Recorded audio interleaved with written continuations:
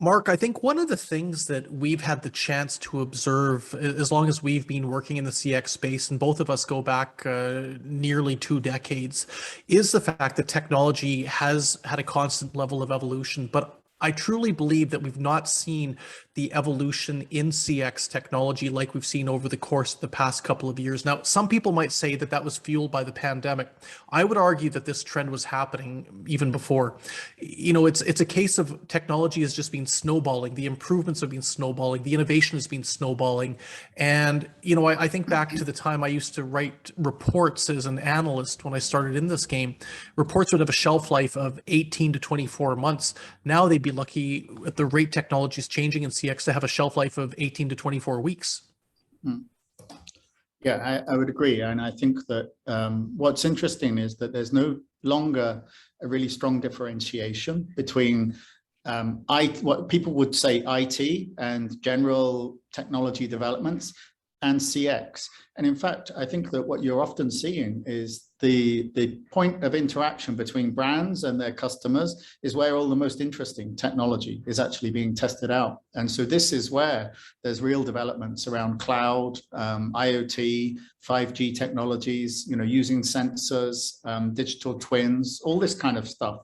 And I think that you just have to look at the way that people interact with companies now compared to even say 5 years ago. If you bought a laptop or a phone or a TV and then you had a problem with it, then you would get on the phone and you'd ring up Sony or Toshiba or whichever company that manufactured the TV, and you would talk to them. Now what's the first thing you do? You say, Alexa, how do I fix this television? Or you look at your phone and you search Google. Or you go to the brand and there is a chatbot there to help you, which can answer, maybe 80 or 90% of the most common problems. So by the time you ever get through to a human at that company and start talking to them, you're only ever talking to somebody because Google couldn't answer your customer support questions. And I think that this is a massive difference in not only the supporting technologies, but the way that companies need to think about that interaction with their customers as well. Because, all those old days of a customer service agent reading a script, that's got to be in the history books now. Well, it's got to be in the history books, and customers just won't tolerate it. And I think you're right about the interface and how best a customer can navigate an issue that they might have, whether it's a break fix issue with the TV set, whether it's a question about an airline ticket, whether it might be a question about a hydro bill. But the reality is the technology in CX is facilitating so much more than it was even 4 or 5 years ago. And I think it's come on so fast, we don't really take into account how many of these changes have actually occurred. But equally, I think an important question, and you raised the issue about the virtual assistants like Alexa, or even, an example would be Siri. I think about elements such as the overuse of technology and now people being warned about how much time they're using on smartphones or devices.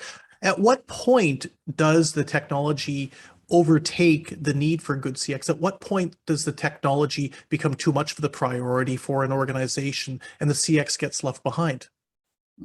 Yeah, I think it depends, because there's ways in which the tech can help and can reduce your exposure to problems and stress, and perhaps that will come when we can actually rely on tools like Siri or Alexa to handle the problem. So instead of just saying, Siri, can you put me in touch with Apple customer support?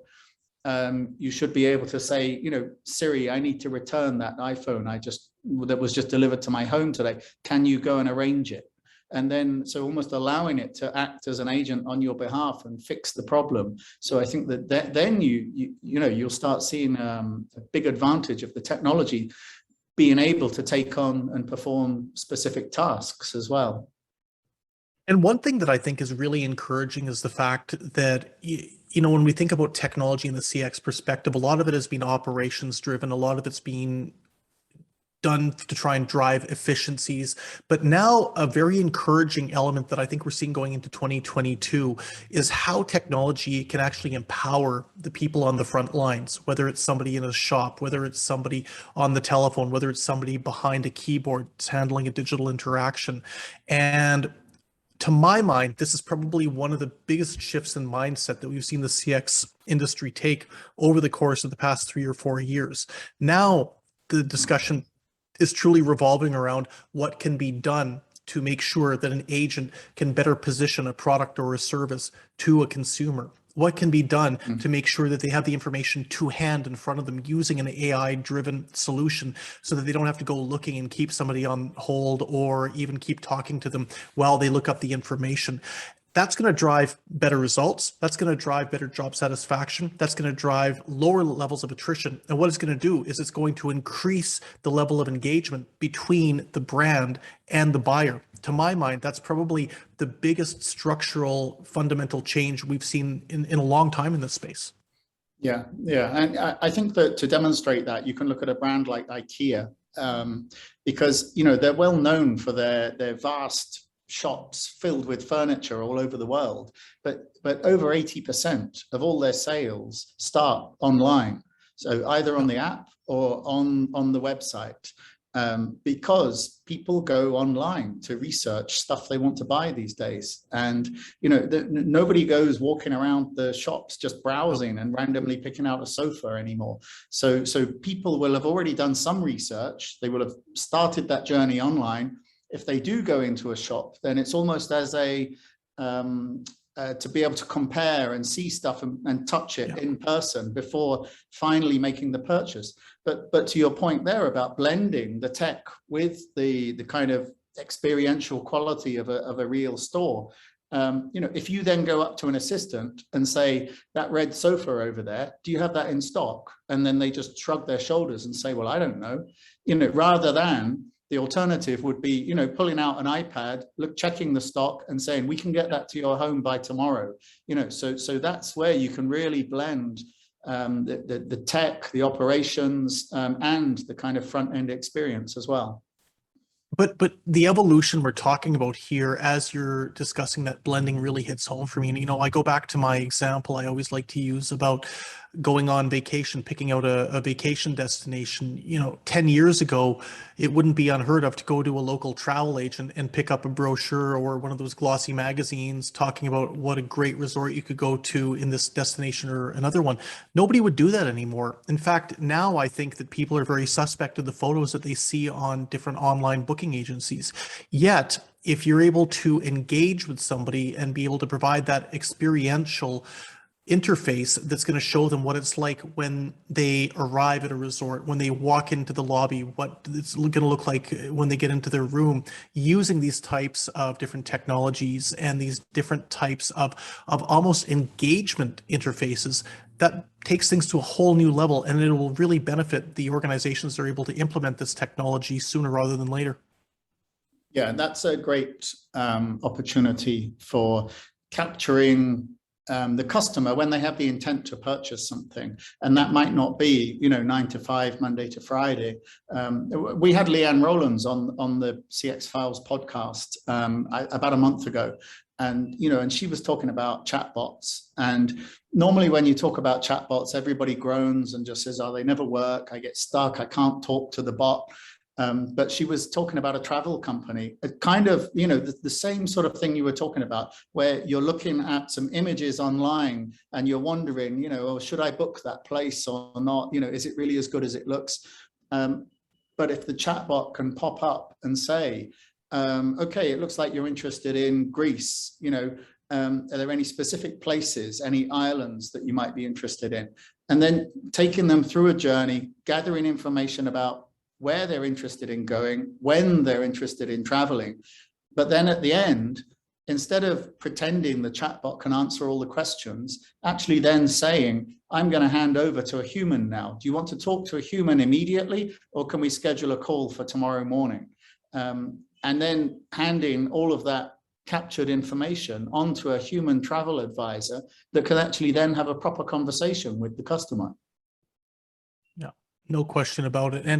And the future will benefit those who are willing to embrace these technologies that are in the offing. A lot of these technologies are already in a position to be deployed, and to be deployed to a very high standard. And one of the things that I think is really important for the CX element to this is the fact that whereas I think a lot of organizations would have been reticent a few years ago to make these investments and take the chance, now there seems to be a lot more boldness. And, it goes back to that great line from Only Fools and Horses, he who dares wins. And in this case, it's which company dares will win. And I think that we're definitely at that point of inflection.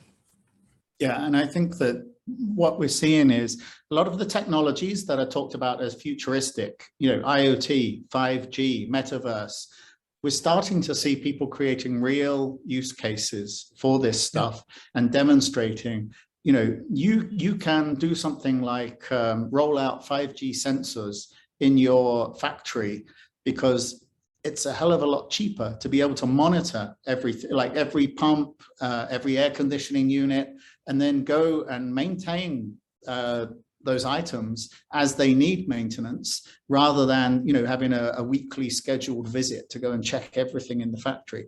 So there's areas where you can get direct benefits, and this is exactly what we've seen in the CX space as well. If you can improve the connection with your customers through the use of some of these technologies, then you end up with happier customers and more revenue. No arguments on my side.